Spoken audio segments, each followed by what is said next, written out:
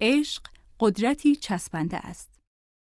من گذشته حقیرانه‌ای رو تجربه کردم. با وجود اینکه والدین من پول زیادی نمی‌خواستن، برای برآورده کردن نیازهاشون خیلی تلاش می‌کردن.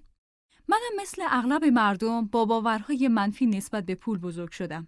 من می‌دونستم که باید نگرشم رو نسبت به پول تغییر بدم تا شرایط زندگیم تغییر کنه و لذا می‌دونستم که باید خودم رو کاملاً دگرگون کنم تا نه تنها پول به سمتم کشیده بشه، بلکه همیشه همراه من باشه و به من بچسبه.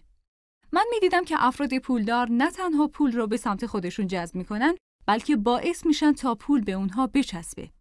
اگه تمام پول‌های دنیا جمع بشه و به صورت مساوی بین مردم جهان تقسیم بشه، بعد از مدت کوتاهی دوباره تمام این پول‌ها به دست درصد کمی از افراد میفته، چون قانون جذب باید از عشق پیروی کنه و لذا افراد کمی که احساس خوبی نسبت به پول دارن، اون رو به صورت مغناطیسی به سمت خودشون جذب میکنن که نیروی عشق تمام پول‌ها و ثروت‌های دنیا رو بر اساس قانون جذب جابجا میکنه.